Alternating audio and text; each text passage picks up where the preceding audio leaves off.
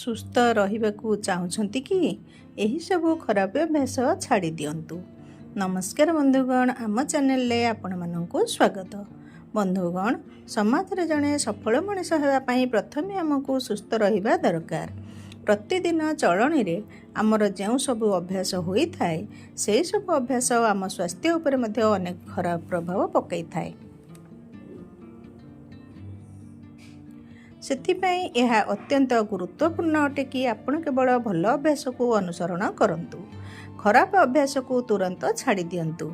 ଆଜି ଆମେ ଆପଣଙ୍କୁ ଏପରି କିଛି ଖରାପ ଅଭ୍ୟାସ ବିଷୟରେ କହିବାକୁ ଯାଉଛୁ, ଯେଉଁ କାରଣରୁ ସ୍ୱାସ୍ଥ୍ୟ ଉପରେ ଖରାପ ପ୍ରଭାବ ପଡ଼ିଥାଏ। ସେଥିପାଇଁ ଯଦି ଆପଣଙ୍କର ଏମିତି କିଛି ଖରାପ ଅଭ୍ୟାସ ଅଛି, ତେବେ ଏହାକୁ ତୁରନ୍ତ ପରିବର୍ତ୍ତନ କରିଦିଅନ୍ତୁ, ଯାହାଦ୍ୱାରା ଆପଣଙ୍କୁ ପରେ ଅନୁତାପ କରିବାକୁ ପଡ଼ିବ ନାହିଁ ଏବଂ ଆପଣଙ୍କ ଶରୀର ରୋଗଗ୍ରସ୍ତ ହେବ ନାହିଁ। ବନ୍ଧୁଗଣ, ଭିଡ଼ିଓ ଆରମ୍ଭ କରିବା ପୂର୍ବରୁ ମୁଁ ଆପଣମାନଙ୍କୁ ଅନୁରୋଧ କରୁଛି କି ଯଦି ଆପଣ ଆମ ଚ୍ୟାନେଲକୁ ଏପର୍ଯ୍ୟନ୍ତ ସବସ୍କ୍ରାଇବ୍ କରିନାହାନ୍ତି, ତେବେ ଆମ ଚ୍ୟାନେଲକୁ ସବସ୍କ୍ରାଇବ୍ କରି ପାଖରେ ଆସୁଥିବା ଘଣ୍ଟି ଚିହ୍ନକୁ ଦବାଇ ଦିଅନ୍ତୁ, ଯାହାଦ୍ୱାରା ଆମର ସବୁ ନୂଆ ଭିଡ଼ିଓର ନୋଟିଫିକେସନ୍ ଆପଣଙ୍କ ପାଖରେ ପହଞ୍ଚି ପାରିବ। ଭିଡ଼ିଓ ଶେଷ ହେବା ପର୍ଯ୍ୟନ୍ତ ଦେଖନ୍ତୁ ଏବଂ ଭଲ ଲାଗିଲେ ଗୋଟେ ଲାଇକ୍ କରିବା ସହିତ ସାଙ୍ଗସାଥିମାନଙ୍କୁ ସେୟାର କରିଦିଅନ୍ତୁ।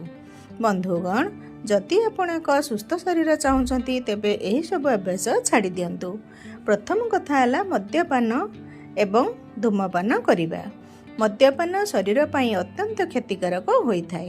ସେଥିପାଇଁ ଯେଉଁ ଲୋକମାନଙ୍କର ମଦ୍ୟପାନ କରିବାର ଅଭ୍ୟାସ ଅଛି, ସେମାନେ ଏହାକୁ ତୁରନ୍ତ ଛାଡ଼ି ଦିଅନ୍ତୁ।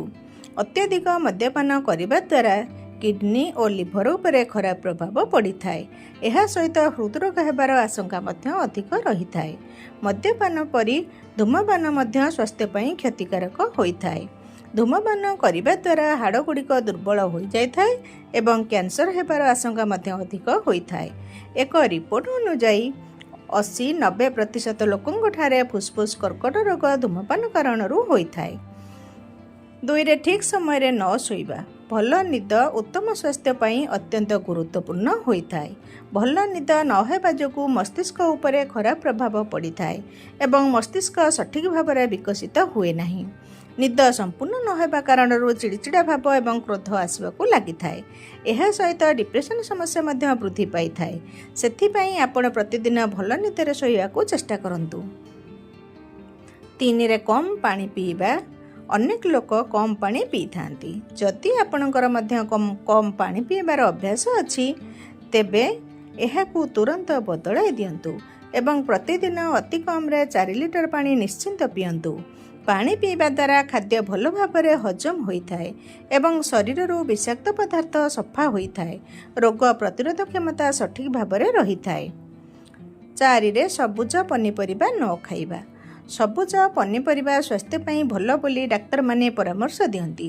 ଏଥିରେ ଶରୀର ସୁସ୍ଥ ରହିବା ପାଇଁ ଦରକାରୀ ସବୁ ପ୍ରକାର ଭିଟାମିନ୍ ଏବଂ ମିନେରାଲ୍ ରହିଛି। କିଛି ଲୋକଙ୍କର ସବୁଜ ପନିପରିବା ନ ଖାଇବାର ଅଭ୍ୟାସ ରହିଛି, ଯାହା ଭୁଲ ଅଟେ। ଆପଣ ପ୍ରତିଦିନ ଅତି କମ୍ରେ ଥରେ ସବୁଜ ପନିପରିବା ଖାଇବା ଉଚିତ। ସବୁଜ ପନିପରିବା ଖାଇବା ଦ୍ୱାରା ହାଡ଼ଗୁଡ଼ିକ ଶକ୍ତ ହୋଇଥାଏ ଏବଂ ଆଖିର ଦୃଷ୍ଟିଶକ୍ତି ସଠିକ୍ ରହିଥାଏ। ସବୁଜ ପନିପରିବା ବ୍ୟତୀତ ପ୍ରତିଦିନ ଗୋଟିଏ ଫଳ ମଧ୍ୟ ଖାଇବା ଉଚିତ। 5. ଯୋଗ ନ କରିଲେ। ଯୋଗ ଶରୀରକୁ ସୁସ୍ଥ ରଖିଥାଏ ଏବଂ ଯୋଗ କରୁଥିବା ଲୋକମାନଙ୍କର ରୋଗ ହେବାର ଭୟ କମ୍ ହୋଇଥାଏ। ସେଥିପାଇଁ ଯେଉଁ ଲୋକମାନେ ଯୋଗ କରନ୍ତି ନାହିଁ, ସେମାନେ ପ୍ରତିଦିନ ସକାଳେ ଯୋଗ କରିବା ଉଚିତ। ଯଦି ଆପଣ ଯୋଗ କରିପାରିବେ ନାହିଁ, ତେବେ ସକାଳେ ଉଠି ନିଶ୍ଚିନ୍ତ ଚାଲନ୍ତୁ। 6. ଖାଲି ପେଟରେ ଚା ପିଇବା। ଅନେକ ଲୋକମାନେ ସକାଳେ ଉଠି ସର୍ବପ୍ରଥମେ ଚା ପିଇଥାନ୍ତି। ଖାଲି ପେଟରେ ଚା ପିଇବାର ଅଭ୍ୟାସ ବିପଜ୍ଜନକ ହୋଇଥାଏ।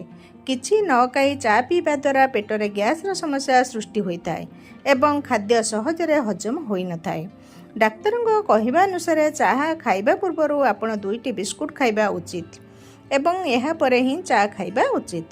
ଅନେକ ଲୋକ ଖାଦ୍ୟ ଖାଇବା ପରେ ତୁରନ୍ତ ଚା ପିଇବାକୁ ପସନ୍ଦ କରିଥାନ୍ତି ଏବଂ ଏହି ଅଭ୍ୟାସ ମଧ୍ୟ ଭୁଲ ବୋଲି ବିଶ୍ୱାସ କରାଯାଏ। ଖାଦ୍ୟ ଖାଇବା ପରେ ତୁରନ୍ତ ଚା ପିଇବା ଦ୍ୱାରା ଖାଦ୍ୟରେ ଥିବା ପୋଷକ ତତ୍ତ୍ୱ ଶରୀରକୁ ମିଳିପାରେ ନାହିଁ ଏବଂ ରକ୍ତ ଅଭାବ ମଧ୍ୟ ହୋଇଥାଏ। ଦିନକୁ 2 କପ୍ରୁ ଅଧିକ କଫି ପିଇବା ଦ୍ୱାରା ଏହା ଶରୀରକୁ କ୍ଷତି ପହଞ୍ଚାଏ। ଅଧିକ କଫି ପିଇବା ଦ୍ୱାରା ଉଚ୍ଚ ରକ୍ତଚାପ ଏବଂ ହୃଦରୋଗ ହେବାର ଆଶଙ୍କା ମଧ୍ୟ ବଢ଼ିଯାଇଥାଏ। ସେଥିପାଇଁ ଯଦି संभव दिन को गोटे कप कॉफी पियंतु। 7 मैला हाथ में खाद्य खाइबा। खाद्य खाइबा पूर्व हाथ को निश्चिंत रूपे सफा करने उचित। अनेक लोक हाथ सफा न करी खाद्य खाई थांती, जहाँ खराब अभ्यास होता है। मैला हाथ में खाद्य खाइले शरीर असुस्थ होता है एवं पेटरे प्राय सबुबले जंत्रणा होता है।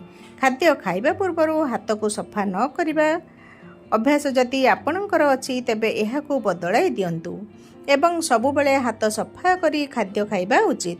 एही सबु खराब अभ्यास बदलाई देले रोग आपणक पाख माडिब नाही। बंधुगण, जदि एही भिडियोटी आपणक मानकु भल लागिला तेबे गोटे लाइक करने सहित सांगसाथी मानकु शेयर कर दियंतु। एही भली नुआ नुआ भिडियो देखिबा पई आम चैनल को सब्सक्राइब करी पाखरे आसुथिबा घंटी चिन्ह को दबाई दियंतु। भिडियो शेष हेबा पर्यंत देखिथिबारु आपण मानकु धन्यवाद। जय जगन्नाथ स्वामी। नमस्कार।